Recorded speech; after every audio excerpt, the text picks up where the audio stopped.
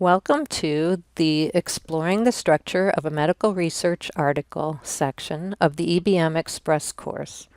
EBM Express is designed to build your understanding of evidence-based practice in short, manageable blocks of content. In this module, we will be identifying the components of a medical research article. The main components of a medical research article include the abstract, introduction and hypothesis, methods, results or findings, and discussion and conclusion. The abstract is a brief summary of the paper. It is written as a mini paper, which allows readers to determine what the authors found and decide if they will read the entire paper. Since the abstract is written as a mini paper, it contains the same elements as the research paper, but in smaller doses. It provides background information and includes the hypothesis or research aims. Methods tells the type of study, the sample or population size and description, the design, and the techniques used for data collection and analysis.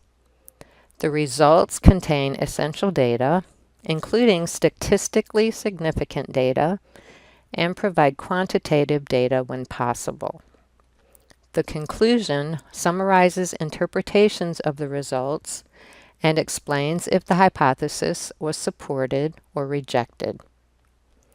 The introduction provides the reader with background on the research described in the paper. It discusses the research problem or question. The introduction contains the literature review, which describes how the study fits into what has been done already. The purpose of the study is why it is important and how it relates to previous research, what gap in knowledge the authors are trying to fill, and what problem they are addressing. At the end of the introduction is the statement of hypothesis, or the statement of research aims, which is what the researchers think or hope will happen in the trial. The methods section, sometimes called methods and materials, allows the reader to evaluate the work performed and to replicate the study if desired. This is the paper's who, what, where, when, and how long section. The outline of the design of the experiment describes what was done.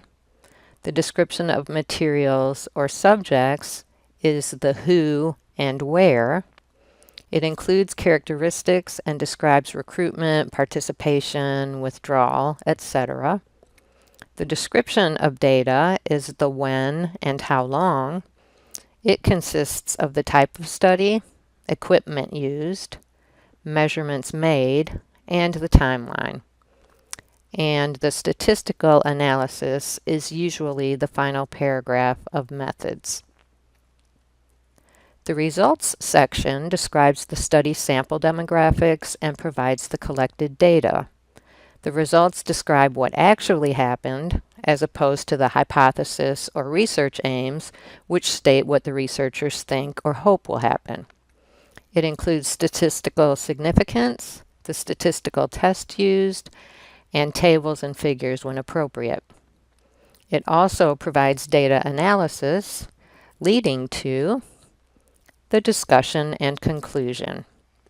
This section provides the reader with the interpretation of the data reported and relates the findings to what other investigators have found. It describes how the major findings relate to the hypothesis or research aims.